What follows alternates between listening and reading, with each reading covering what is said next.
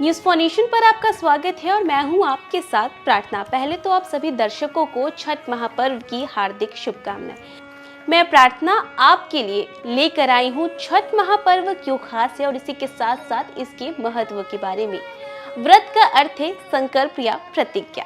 सप्ताह के 7 दिन सूर्य को साक्षी मान किए जाने वाले अनुष्ठान का नाम है षष्ठी पर्व। इस पर्व को षष्ठी अथवा छठी या छठ पर्व इसे इसलिए कहा गया है कि कार्तिक माह के शुक्ल पक्ष के षष्ठी के दिन व्रती अपनी संकल्प के साथ अपने इष्ट के सामने अपने परिजनों को साक्षी बनाते हुए उपस्थित होते हैं। व्रत के ही दूसरे अर्थ में हमें उपासना शब्द मिलता है। उपासना का सीधा सा अर्थ है नजदीक वास करना।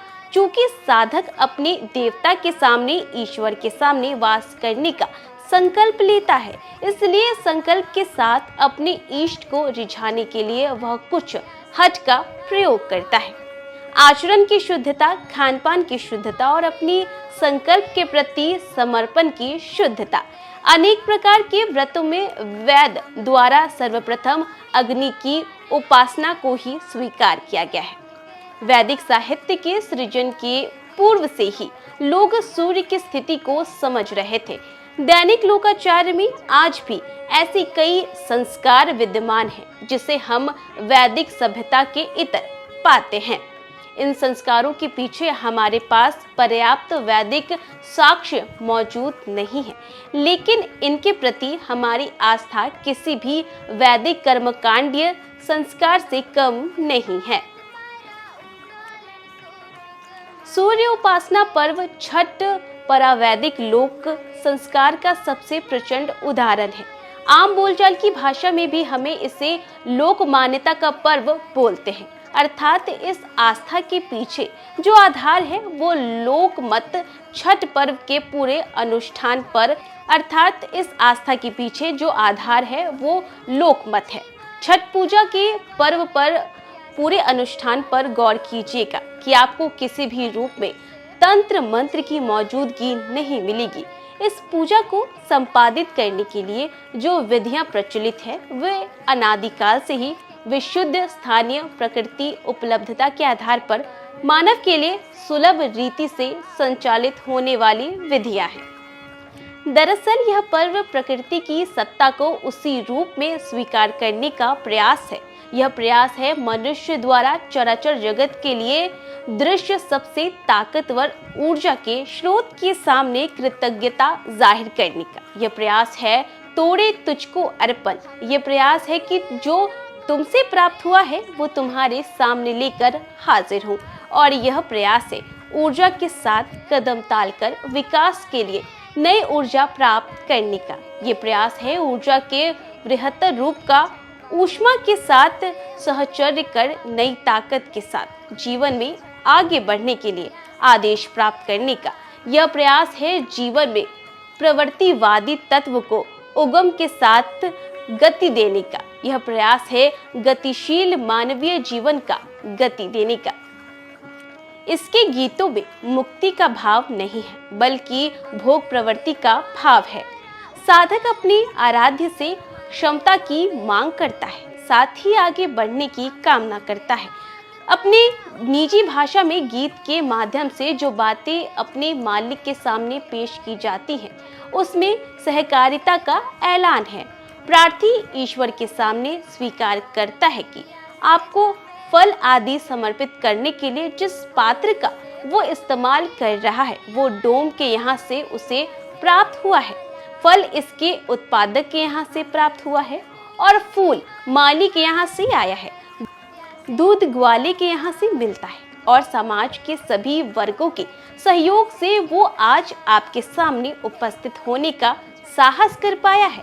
इस पर्व में हम पुत्र पुत्री की कामना पाते हैं, साथ ही उनके अंदर संस्कार कैसे हो इसकी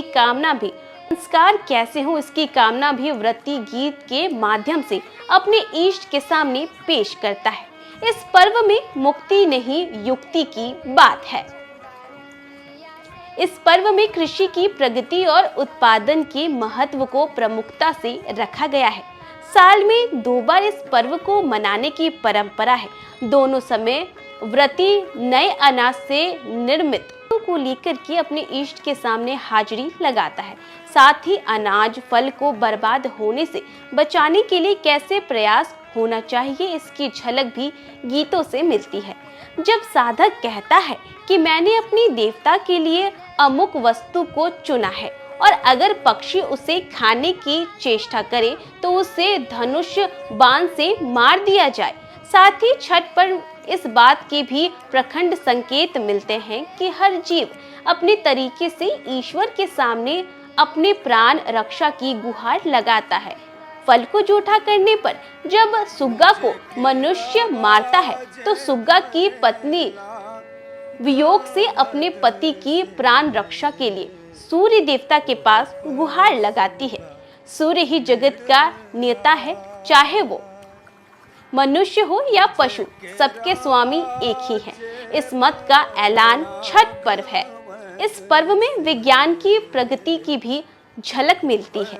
व्रत की शुरुआत तो कार्तिक मास के शुक्ल पक्ष की पहली तिथि से ही हो जाती है, लेकिन ठोस शुरुआत नहाय खाए के साथ शुरू होता है। अब चूंकि आगे निर्जला व्रत रखना है, इसलिए तैयारी की बारीकी। पहला दिन व्रती कद्दू भात खाएंगे, बिल्कुल सुपाच्य भोजन। दूसरा दिन लोहंडा, इसे कहीं कहीं खरना भी कहा जाता है, अर्थात गुड़, दूध और चावल से निर्मित खीर लोहे के बर्तन में पका हो, उसका भोग जो है वो किया जाता है। इसी के साथ ज्ञातव्य है कि लोहे के बर्तन में अगर दूध, गुड़ और चावल को उबालने पर जो खीर तैयार होती है, उसके अंदर ऊर्जा काफी अधिक होती है और व्रती इसको ग्रहण करने के बाद तकरीबन 36 घंटे तक अपने इष्ट की साधना में भूखे प्यासे हठ योग कर पाते हैं। पर्व का उद्गम स्थल शोधकर्ताओं ने पाया है कि इस पर्व की शुरुआत आज के बिहार के मगध क्षेत्र से हुई थी। मगध के आसपास आज भी सूर्य मंदिरों की मौजूदगी अधिक है। अगर विश्व के भूगोल पर हम मगध को देखें तो यह क्षेत्र कर्क रेखा के करीब में दिखाई देता है। मगध 3 शब्दों के युग्म से बना है। विद्वानों का मत है कि मगध में म शब्द मकर के लिए प्रयुक्त हुआ है और मकर सूर्य का एक नाम है। वहीं ग का तात्पर्य गमन से है और ध का तात्पर्य धारण करना या ध्वज से है। जिस धरती के लोग सूर्य की ओर ध्वज लेकर गमन करने की चेष्टा करे वो मगध है, विषुवत रेखा के पार है। गौर करने वाली बात यह है कि मगध के सारे सम्राटों ने अपने से दक्षिण की ओर विजय पताका फहराया है, जिस पातक पर सूर्य के निशाने बने रहते हैं। तो ये थी, हमने आपको बताया कि छठ पर्व क्यों महान है और इसी के साथ साथ इसके महत्व के बारे में। फिलहाल के लिए बस इतना ही। न्यूज़ फॉर नेशन पे खबरों का सिलसिला जारी रहेगा। तब तक के लिए नमस्कार। कैसे कोरिलेट करते हैं, मतलब कि आप गाँव भी जाते हैं?